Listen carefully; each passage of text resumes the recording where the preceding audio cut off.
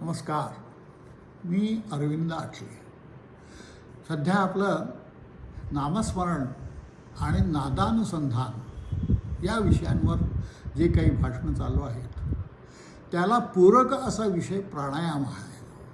नादानुसंधान अनेक प्रकारे करता येतं. त्यात प्राणायामाचा उपयोग केला तर नादानुसंधान अजून चांगलं होईल. आणि या संधानाचा अनेक संतांनी उपयोग केलेला आहे. त्याच्यासाठी काही योगमार्ग भक्तिमार्ग असा काही फरक नाही आहे. अगदी जनाबाईंनी तिच्या भक्तिमार्गात सुद्धा याचा उपयोग केलेला आहे. वेगवेगळ्या संतांनी याची वर्णनं केलेली आहेत वेगवेगळ्या प्राणायामाची. काही वेळा गुरुपनिर्दिष्ट मार्ग असेल तर तो प्राणायाम आपोआप होतो, म्हणून तुम्हाला आपण प्राणायाम करतो हे समजत नाही, एवढाच भाग आहे. तर ह्या प्राणायाम कसा असावा, त्याचे काय काय साधारण धोके 2-4 महत्त्वाचे असे प्राणायाम आहेत ते मी तुमच्यासमोर प्रस्तुत करण्याचा प्रयत्न करतो आहे. आनंदाने स्वीकार करा. पाहून करू नका, हे फक्त तुमच्या माहितीसाठी आहे, एवढंच लक्षात ठेवा. कुठलाही असा भाग आपण केवळ पाहून करू नये. असं असतं. इतके प्रयत्न लोक करतात तेव्हा कुठे त्यांच्या हातात एखादी शेपूटी येते, एवढंच लक्षात ठेवा.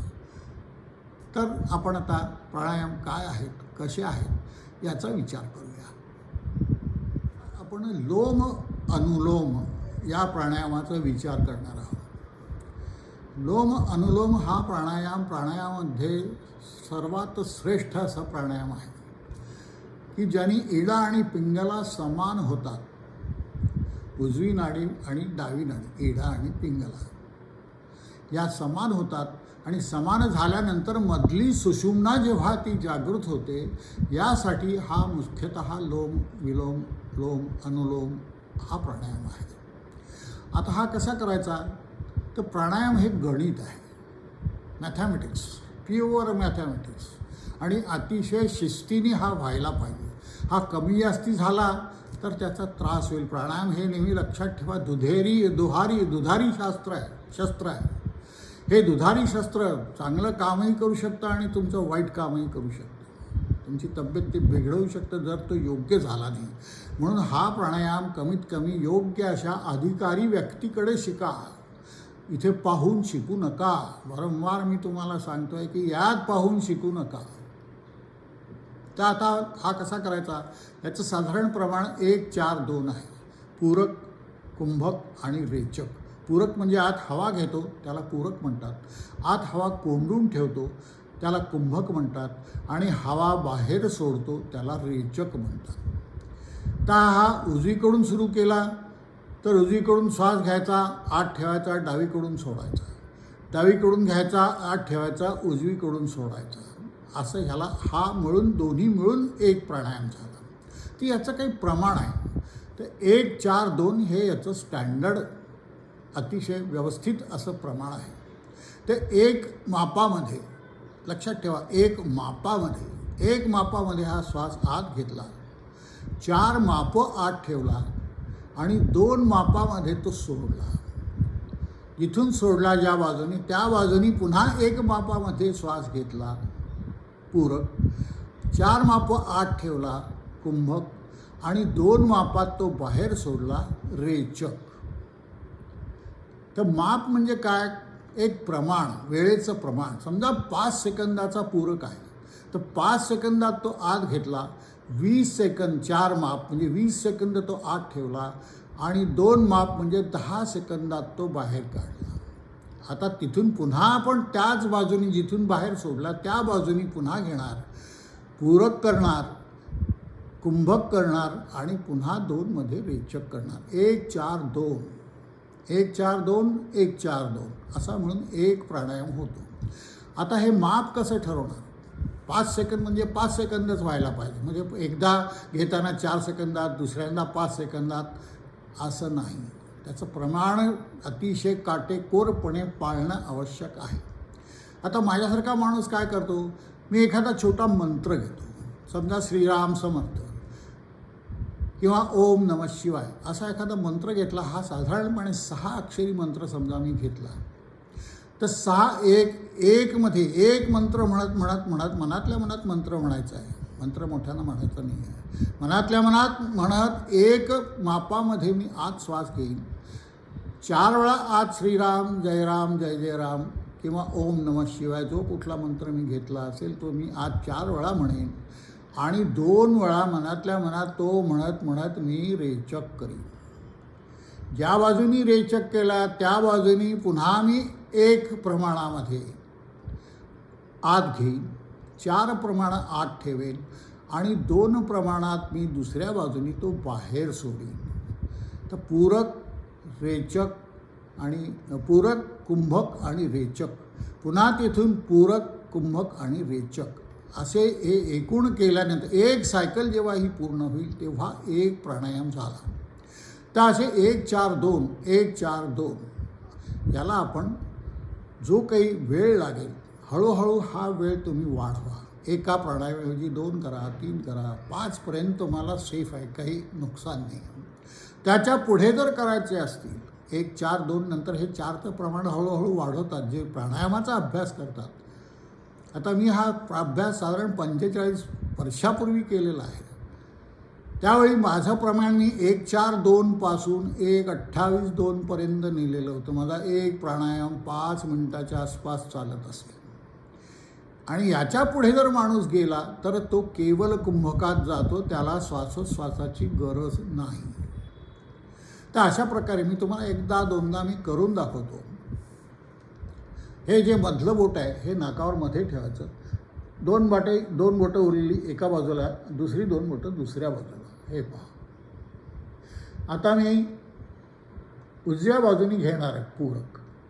तर त्यासाठी मी काय करेन, डाव्या बाजूची 2 बोटं मी अशी दाबून धरेन, वरचं बोट तसंच आहे, उजव्या बाजूची मी अशी ढिली ठेवेन आणि तिथून 1 प्रमाणात श्वास घेईन.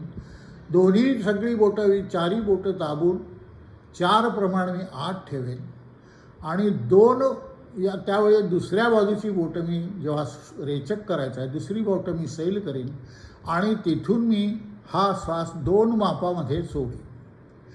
पुन्हा तिथून मी 1 मापामध्ये आत घेईन, 4 मापं आत ठेवेन आणि पुन्हा उजव्या बाजूनी 2 मापामध्ये बाहेर सोडेन. पूरक रेचक कुंभक, पूरक कुंभक रेचक आणि पुन्हा पूरक कुंभक रेचक असा ज्या सगळ्या पायऱ्या आहेत या सगळ्या मिळून 1 प्राणायाम आहे. आता माझ्यासाठी मी मंत्र श्रीराम समर्थ हा घेतो आहे. तुम्ही कुठलाही घ्या, जो कुठला साधारणपणे 6 अक्षरी घ्या. जर काही लोक खूप मोठे मंत्र घेतात आणि पुढे जाऊन त्यांना अतिशय त्रास होतो. गायत्री मंत्रावर करणारे लोक बघितले ते जे हे प्रमाण पुढे जातील 1 4 8 2 12 2 करतील तर पुढे काय होईल. एवढी ताकद असत नाही आपल्या शरीराची. आपल्या शरीराला काही लिमिट्स आहेत. आपल्या गुरुकृपेला सुद्धा आपल्या शरीराचे लिमिट आहेत, हे विसरू नका. कुठलाही गुरु कुठल्याही शरीरावर कृपा नाही करू शकत. शरीर पूर्ण असावं लागतं, शुद्ध असावं लागतं, त्याचं आचरणसुद्धा असावं लागतं. प्राणायामाला हे सगळ्या गोष्टी अतिशय महत्त्वाच्या आहेत. म्हणून प्राणायाम करताना अतिशय यमनियम पाळण्याची गरज असते. तर आता मी तुम्हाला प्राणायाम करून दाखवतो. उजव्या बाजूने मी आत घेणार, 4 मापं आत ठेवणार आणि 2 मापात सोडणार, 1 मापात घेणार, 4 मापं आत ठेवणार आणि 2 मापात सोडणार.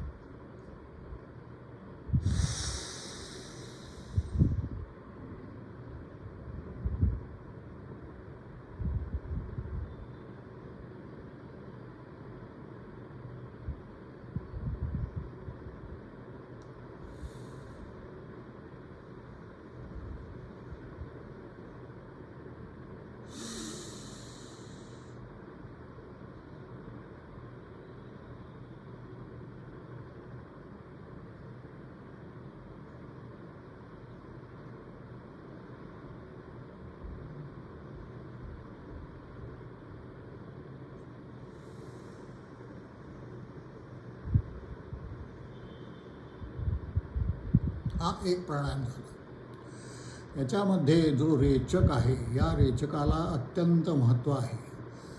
आत श्वास कोंडून ठेवल्यानंतर बाहेर सोडताना आपल्याला घाई होते केव्हा एकदा हा श्वास जातो आणि मग रेचक चुकतो. रेचक चुकून उपयोग नाही. रेचक हा अत्यंत प्रमाणबद्ध आणि शिस्तीत व्हायला पाहिजे. म्हणून मी नेहमी सांगतो प्राणायाम दुधारी शस्त्र आहे. अतिशय काळजीपूर्वक योग्य अशा व्यक्तीच्या हाताखाली हे तुम्ही याचं ट्रेनिंग घ्या. आपल्या मनाने घरी करू नका. माझी वारंवार तुम्हाला विनंती आहे की तुम्ही घरी असले प्रयोग करू नका. त्रास झाला तर तुम्हाला कोणीही पाहायला येणार नाही आणि तुम्हाला शारीरिक दुःख तुमचं तुम्हाला भोगावं लागेल. असे लोळागोळा होऊन पडलेले शरीर मी बघितल्या जेव्हा प्राणायाम चुकला. पुढच्या प्रमाणात जेव्हा जातो तेव्हा हा चुकण्याची विशेषतः रेचक हा ह्याच्यात अतिशय महत्त्वाचा भाग आहे आणि हा रेचक परफेक्ट यायला पाहिजे. प्राणायाम हे गणित आहे. 1 4 2 1 4 2 याच्यातच ते राहिलं पाहिजे. 1 4 2चे कमी जास्ती झाले तर तुम्हाला विपरीत परिणाम होईल. कारण दोन्ही नाड्या आपल्या जी इडा आणि पिंगला आहे या इडा आणि पिंगलावर आपल्या शरीराचं टेम्परेचर अवलंबून आहे. जेव्हा उष्णता होते तेव्हा चंद्रनाडी चालू होते आणि बरोबर ते टेम्परेचर खाली येतं आणि पुन्हा जे स्टँडर्ड शरीराचं ठेवलेलं आहे त्याला येतं आणि कमी झालं तर सूर्यनाडी चालू होते आणि ते शरीराचं टेम्परेचर आपल्याला पुन्हा तुम्ही जर बघाल तुम्ही श्वास बघा दरवेळी तुमचे दोन्ही नाकपुड्या सारख्या चालू नसतात. या कमी जास्ती असतात. जास्त शरीराला टेम्परेचर कमी जास्ती करायचं असेल त्याप्रमाणे ही दैवी योजना आहे परमेश्वराने केलेली आहे. आपल्या शरीरात स्वतंत्रपणे व्यवस्थित टेम्परेचर आपल्या अंगाचं तापमान राहावं. विशिष्ट तापमानालाच शरीर काम करतं. तापमान वाढलं तर आपण ताप आला म्हणतो आणि औषध घ्यावं लागतं. खाली गेलं तरीही आपल्याला औषध घ्यावं लागतं. तेव्हा परमेश्वराची ही प्रचंड मोठी कृपा आहे की असं एक फार मोठं शस्त्र त्यांनी आपल्याला दिलं आहे आपल्या शरीराचं टेम्परेचर कमी जास्ती करण्यासाठी. आता उजवी नाडी डावी नाडी ह्या इक्वल चालली तेव्हा मधली सुषुम्ना जागृत होऊन तुम्ही ध्यानात जाता. तेव्हा ध्यानासाठी प्राणायाम का महत्त्वाचा आहे त्यासाठी हे. आता जसं तुम्ही दुसरी एक गोष्ट पाहिलं तुम्ही स्वामी रामदास स्वामी जर पाहिजे असतील तर एक थोटी दाखवलेली आहे. त्यांच्या इथे अशी एक थोटी लावतात. ही थोटी ही नाडी कुठली कमी जास्ती असेल तर ती व्यवस्थित चालू करण्यासाठी आहे. उजवी नाडी जर बंद असेल तर उजव्या नाडीमध्ये ही थोटी ठेवली तर ती नाडी बरोबर चालू होते. ते हे करण्यासाठी ही थोटी आहे आणि हे निसर्गाने आपल्याला मोठं प्रचंड दिलेलं वरदान आहे. 9 नागपुड्या आपल्याला ठेवलेल्या आहेत. एकच नागपुडी ठेवलेली नाही. कुठलंही प्राणीमात्र असो त्याला नागपुड्या 2 आहेत. कारण शरीराचं त्याचं नियत टेम्परेचर तापमान व्यवस्थित ठेवण्यासाठी या शस्त्राचा उपयोग परमेश्वर आपल्या शरीरासाठी करतो. तेव्हा प्राणायाम किती महत्त्वाचा आहे ही गोष्ट तुम्ही लक्षात घ्या आणि अतिशय काटेखोरपणे तो करा. नाहीतर करू नका. सुरुवात करताना मी तर म्हणतो 1 1 1 अशीच करा. एकाने घेतला 1 8 ठेवला एकाने सोडला. पुन्हा एकाने घेतला 1 8 ठेवला एकाने सोडला. 1 1 1 प्रमाण करा आणि हे हळू जेव्हा तुमचं 1 1 जेव्हा व्यवस्थित होईल तेव्हा 1 2 1 करा. मग 1 3 1 करा असं प्रमाण. मग 1 4 इकडे 2 हे प्रमाण यायला तुम्हाला चांगला अभ्यास व्यवस्थित परफेक्ट येण्यासाठी 6 महिने लागू शकतात. अनेक वर्ष मी प्राणायामाचा अभ्यास केलेला असल्यामुळे माझ्या अनुभवातून मी तुम्हाला याचे तोटे आणि फायदे दोन्ही सांगतो.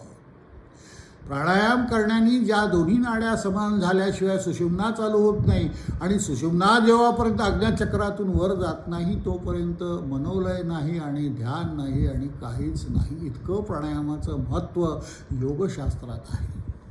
आता आपण शीतली प्राणायामाचा विचार करणार आहोत. शीतली प्राणायाम हा योगाभ्यासामध्ये किंवा कुठल्याही उपासनेमध्ये अत्यंत महत्त्वाचा आहे. उपासनेमध्ये तुमच्या लक्षात येईल की आपली उष्णता वाढते. शरीराची उष्णता वाढते. पुढे जाऊन उद्या कुंडलिनीची वेळ आली तर शरीराची प्रचंड उष्णतेमुळे देहाची साल्टीसुद्धा जातात. हा मी अनुभव घेतलेला आहे. नवीन देह प्राप्त नवीन त्वचा प्राप्त होते. तर यावेळी जो काही उष्णतेचा त्रास उपासनेमध्ये होतो हा त्रास कमी करण्यासाठी शीतली प्राणायाम करतात. शीतली प्राणायाम हा जिभेनी करतात. बाहेरची हवा जिभेनी आत घ्यायची आत ठेवायची आणि नाकाने ती बाहेर सोडायची असा हा प्राणायामाचा प्रकार आहे. तर मी तुम्हाला दाखवतो. मी जोरात श्वास घेईन जिभेनी. जिभेची अशी वळकटी केल्यासारखी करायची आणि याच्यातून जिभेचा जो ओलावा आहे हा सर्व ओलावा आत खेचला गेला पाहिजे. हा त्याच्यामध्ये ती वळकटी करण्याचा हेतू आहे. तर ही अशी पोंगळी करायची जिभेची, वळकटी म्हणण्यापेक्षा पोंगळी जास्त हा शब्द योग्य होईल.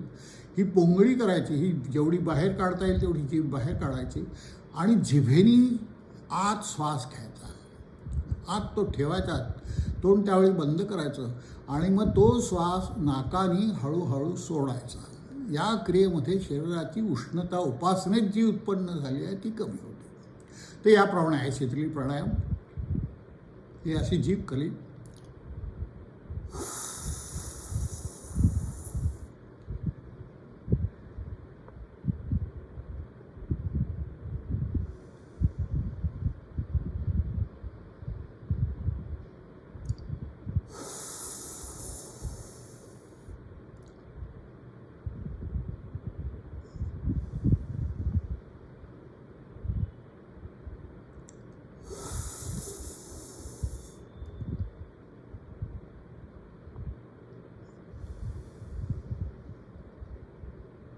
अशा प्रकारे ही शीतली आहे. ज्या प्रकारची तुमची उष्णता जितकी असेल त्या प्रमाणात हा शीतली प्राणायाम करावा. प्राणायाम शिकणार भ्रामरी म्हणजे भ्रमरासारखा आवाज आला पाहिजे. भ्रमर, भुंगा जसा आवाज करतो ते यासाठी कसं करायचं आहे, ही 2 बोटं आहेत, ही डोळ्यावर घ्यायची, अंगठ्या आहेत ते कानावर घ्यायचे, कानामध्ये आत व्यवस्थित बंद करायचे. ही 2 बोटं आहेत ही नाकावर घ्यायची आहेत आणि 2 बोटं तोंडावर घ्यायची. भरपूर श्वास घ्यायचा आणि त्यानंतर भ्रमरासारखा आवाज काढत तो श्वास सोडायचा. कसा ते मी आता दाखवतो तुम्हाला.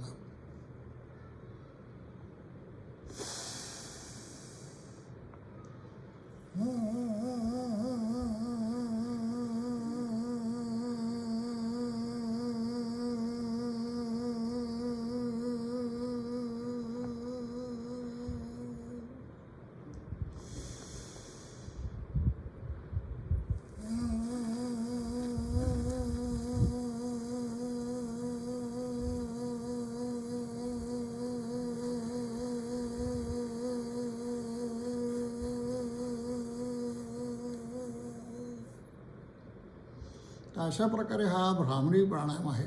ध्यानासाठी याचा अत्यंत उपयोग होतो. अनाहतनाद ऐकण्यासाठी याचा अत्यंत उपयोग होतो. वरच्या सगळ्या ज्या हे आहेत शिरा भ्रूमध्यापासून वरपर्यंत या अतिशय मोकळ्या होऊन तुम्हाला मनाला आल्हाददायक असं वातावरण ध्यानामध्ये कसं तयार होईल, तर त्यासाठी या भ्रामरीचा अत्यंत फार मोठा उपयोग आहे, एवढं लक्षात ठेवा. आता ही भ्रामरी आपण बघितली. भ्रामरी हा भ्रमराचा आवाज आहे, भुंगा, मधमाशी नाही, भुंगा. आणि भुंगा सतत एका क्रियेमध्ये म्हणत नाही, त्याच्यामध्ये असा येतो आवाज. तर हा आवाज केला तर आतल्या ज्या सगळ्या नसा आहेत, नाड्या आहेत, ह्या नाड्या मोकळ्या होण्यासाठी त्याचा उपयोग होतो. आता पुढे आपण षण्मुखी पाहणार आहोत. षण्मुखीचं वर्णन सर्व संतांनी केलेलं आहे. आपल्या ज्या कल्पना आहेत की भक्तिमार्ग म्हणजे अमोक फार हे वगैरे असं नाही, सर्व संतांनी या षण्मुखीचं वर्णन केलेलं आहे की जे भक्तिमार्गी होते. जनाबाईंनी तर फार सुंदर वर्णन केलेलं आहे ह्या षण्मुखीचं. तर ही षण्मुखी कशी करायची. आता ह्या मगाच्यासारखीच साधारणपणे क्रिया आहे, फक्त आवाज नाही आहे तिथे. इथे आपण षण्मुखीमध्ये कानात नाद ऐकायच्या, सृष्टीचे अनाहत नाद आहेत, अनंत प्रकारचे नाद आहेत. डमरू आहे, घुंगरू आहे, असे वेगवेगळे तुम्हाला कल्पना तर मी करू शकणार नाही असे नाद सृष्टीत अस्तित्वात आहेत. हे नाद ऐकण्यासाठी आणि त्यात मन पूर्ण विलीन लय करण्यासाठी हा षण्मुखीचा उपयोग होतो. तर ही षण्मुखी हे 2 अंगठ्या आहेत, हे कानामध्ये घालतो आपण. ही वरची 2 बोटं आहेत ही डोळ्यावर ठेवतो. ही जी बोटं आहेत ही नाकावर ठेवतो आणि ही खालची 2 बोटं आपण ओठावर ठेवतो. ही षण्मुखीची मुद्रा आहे. आणि ह्या मुद्रेनंतर आपण काय करणार आहोत, हे डोळे झाकून घेणार, घट्ट थोडे ठेवणार आणि कान घट्ट ठेवणार आणि मग आत कुठले आवाज येतात हे ऐकण्याचा प्रयत्न करणार. या प्रकारे